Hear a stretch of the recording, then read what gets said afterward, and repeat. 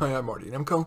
This is a transcript of a speech that was presented to the Interparliamentary Task Force to Combat Online Antisemitism at the U.S. Congress, September 16th, 2022,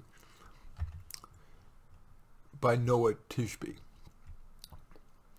Distinguished members, ladies and gentlemen, thank you for coming together from around the world to commit to this crucial cause. To fight online anti-Semitism successfully, we need to be honest about what it is we are fighting. One of the special aspects of anti-Semitism is that it is shape-shifting. It morphs, mutates, and adapts.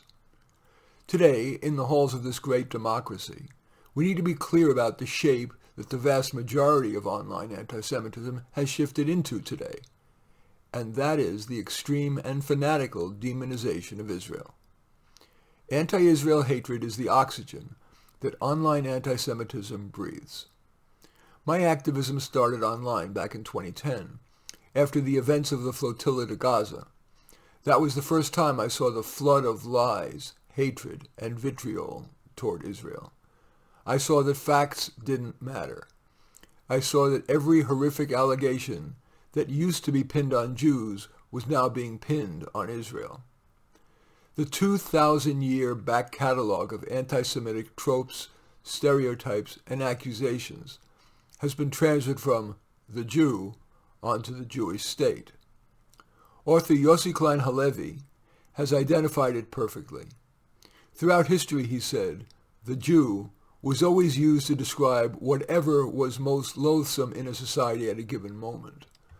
In the early days of Christianity, the Jew was the Christ killer. Under Nazism, the Jew was the ultimate race polluter. At the time of communism, the Jew was the capitalist pig or the communist, depending on who you're asking. The Jew was simply a cipher onto which the anti-Semite could project whatever it was that they considered to be the ultimate evil. In today's online world, the Jew has been replaced by Israel. Israel is now the canvas onto which people project their version of evil, racist, colonialist, white supremacist, however far those descriptions are from reality. The old anti-Semitism had very little to do with how Jews really are. The new anti-Semitism has very little to do with what Israel really is. But as long as the explicit target of hatred is Israel, or Zionists rather than Jews, then on social media it gets a free pass. In fact, better than a free pass. It gets a celebrity endorsement. Today's online anti-Semitism gets spread by people who would claim that they, quote, don't have an anti-Semitic bone in their body. People like, for example, Bella Hadid. Ms. Hadid is a smart, energetic, successful woman, and a fierce pro-Palestinian activist with millions of followers across social media. So when Bella Hadid posts herself chanting, "From the river to the sea, Palestine will be free," it has impact. She is, in effect, to an audience of tens of millions, calling for the destruction of the world's only Jewish state. But no one is going to cancel Bella Hadid. No social media platform is going to suspend her. Israel is consistently attacked as the ultimate evil. And it isn't only easy to recognize Nazis in jackboots saying so, it's beautiful, kind-hearted celebrities in designer clothing.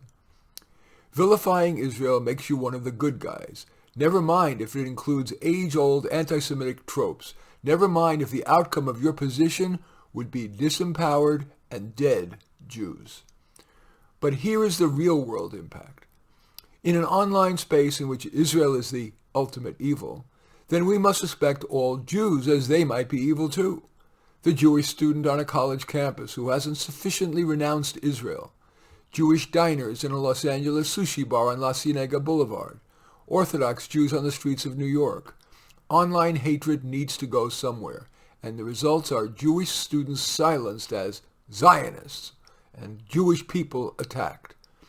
Recent research found that between 73 and 84% of online anti-Semitism takes the form of anti-Israel hatred.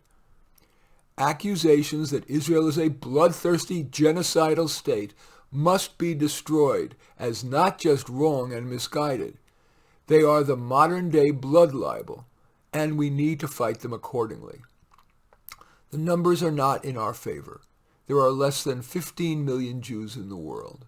That number is dwarfed by the followings of social media influencers demonizing Israel for likes and shares. Social media platforms need to do the right thing.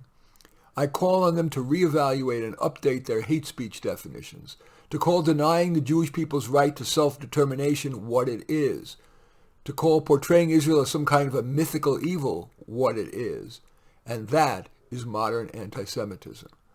We need a campaign of education and advocacy so social media influencers and the platforms that host them understand what it is they're perpetuating. And you, as parliamentarians, have a responsibility as well. When debate on Israel flares up, and it will, you need to hold to account those who cross the line from legitimate criticism of Israel policy to anti-Semitic demonization of the world's only Jewish state. Calls to destroy Israel are not merely free speech. They are an incitement to violence against Jews worldwide. Let us call it what it is, modern anti-Semitism, a 21st century blood libel. And today, let us commit to doing everything we can to fight it. Thank you.